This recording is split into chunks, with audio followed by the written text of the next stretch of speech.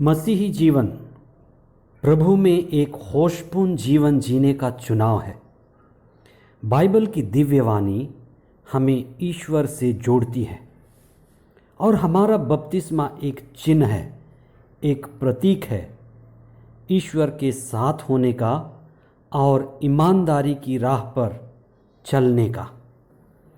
29वां सामान्य सप्ताह 21 अक्टूबर 2021 बृहस्पतिवार। पहला पाठ रोमियों के नाम संत पौलुस का पत्र अध्याय 6 पद संख्याएं 19 से 23 तक। संत लूकस का सुसमाचार अध्याय 12 पद संख्याएं 49 से 53 तक। बिना गोलपोस्ट के फुटबॉल खेलना कितना व्यर्थ मालूम पड़ेगा। बिना परीक्षा लिखे सभी विद्यार्थियों को पास करना भी उद्देश्य विहीन मालूम पड़ता है। हमारा ध्यान व हमारा काम जरूर कुछ अच्छा या बुरा फल देता ही रहता है। प्रभु की आग लाने का क्या अर्थ है? प्रभु की आग लाने का अर्थ है न्याय लाना, समझदारी लाना। और जहाँ भी न्याय है, समझदारी है, वहाँ फूट है, वहाँ विभाजन है, लोग अलगाव में होते हैं, चुनाव की समस्या है। आज प्रभु ने अपने असली कार्य के उद्देश्य के बारे में सीधे अर्थों में हमें बताया है। प्रभु कहते हैं, मैं आग लेकर आया हूँ। आग लेकर आने का प्रतीकात्मक अर्थ है प्रभु ईसा की शिक्षा स्वर्ग की शिक्षा है और स्वर्ग की शिक्षा पवित्र आत्मा पूर्ण शिक्षा है। ईसा के शब्दों में पवित्र आत्मा छिपा होता है। प्रभु ईसा की शिक्षा की एक विशेषता है, ईसा की शिक्षा हमें सत्य और पवित्र आत्मा से जोड़ती है, हमें प्रकाश में लाती है और हमें चुनाव करना सिखाती है।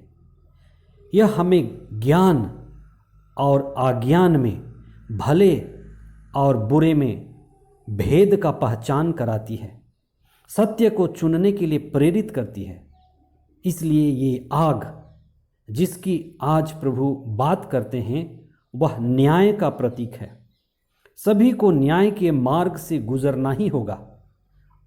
इसलिए सभी ईसा की शिक्षा को स्वीकार करने से डरते हैं, संकोच करते हैं। सुसमाचार के मुख्य अंश, मैं पृथ्वी पर आग लेकर आया हूँ और मेरी कितनी अभिलाषा है कि यह अभी धधक उठे।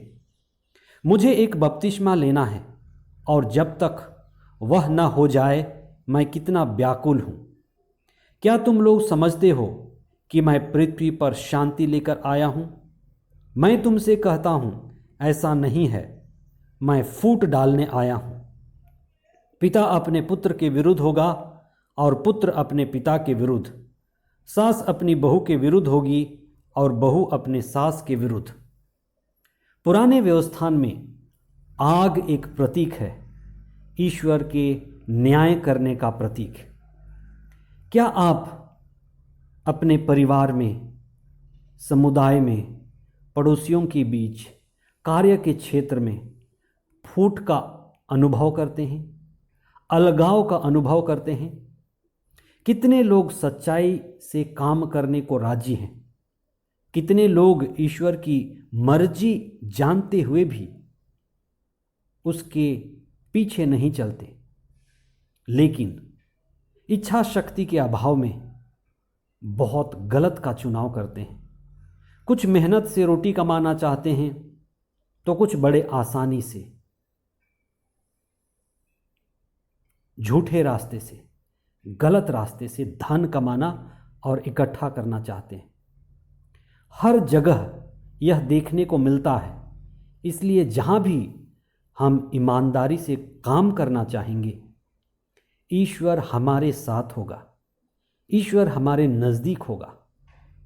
लेकिन हमारे ही कुछ लोग, अपने ही परिवार और समुदाय के कुछ लोग जिन्हें हम जानते हैं, हमारे विरुद्ध होंगे क्योंकि वे ईश्वर के विरुद्ध हैं, सत्य के खिलाफ हैं। प्रभु यीशु ने कहा, मुझे एक बपतिस्मा लेना है। यह बपतिस्मा भी एक स्पष्ट चिन्ह है, एक स्पष्ट प्रतीक है ईश्वर के साथ होने का, ईमानदारी की राह पर चलने का। जब हम बपतिस्मा लेते हैं तो हम प्रण लेते हैं, प्रतिज्ञा करते हैं कि हम सच्चाई के साथ खड़े होंगे। और ये बपतिस्मा क्रूस का मार्ग है, आत्मत्याग और आत्म बलिदान का मार्ग है, और हम इस पर डटे रहना चाहते हैं। यही कृपा का मार्ग है। आइए हम विशेष प्रार्थना करें, ईश्वर से कृपा मांगें कि हम प्रभु के विषय में साक्ष्य दे सकें, प्रभु के क्रूस के विषय में, प्रभु के अनन्य प्रेम के बारे में, और इसको पालन करते हुए हम योग्य बने, दृढ़ इच्छा शक्ति पाएं। आज के पहले पाठ में संत पौलुस कहते हैं कि दो तरह के लोग हैं, एक आज़ाद और दूसरे गुलाम। जब हम प्रभु में हैं तो आज़ाद हैं, अच्छी चीज़ों का चुनाव करते हैं, आज़ाद हैं, हमारी इच्छा शक्ति मजबूत है, अच्छे को चुन सकते हैं, बुरे को छोड़ सकते हैं, बुरे से निकल सकते हैं, हम आज़ाद हैं। और जब हम बुरे को चुनाव करते हैं, बुराई में गिर जाते हैं, तो वही हमारी गुलामी का प्रतीक है। हम रोज प्रभु में रहकर छोटे छोटे निर्णय लें और यही हमें ऊपर उठाएंगे। जब अच्छे का हम चुनाव कर पाते हैं और दुनिया की संगति को छोड़ पाते हैं, पाप के मार्ग पर निकल करके आगे बढ़ना चाहते हैं, तो इसका परिणाम हमें मिलने लगता है। जब हम बुराई के मार्ग पर चलते हैं, संत पौलुस कहते हैं कि हमें मृत्यु का अनुभव होता है, हम मृत्यु कमाते हैं और मृत्यु हमारे जीवन में, हृदय में छा जाता है। आइए हम विशेष प्रार्थना करें। हे प्रभु, हमने आपको स्वीकारा है, बपतिस्मा में हमें नया जीवन का अनुभव प्रदान कर, हमें भी बपतिस्मा के प्रभाव से प्रज्वलित होने दे कि हम प्रतिदिन उस बपतिस्मा के स्मरण में रहें, अच्छे का चुनाव करें, प्रकाश की ओर बढ़ें और तेरा प्रेम हमारे हृदयों में उमड़ पड़े, पवित्र आत्मा की छाप हमारे हृदयों में पड़े कि हम पाप से आगे निकल सकें, संसार की दास्ता और बेड़ियों को तोड़ सकें।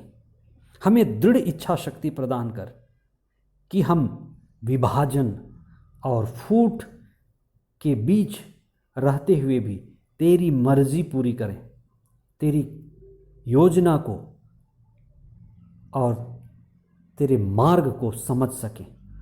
हमें पवित्र आत्मा की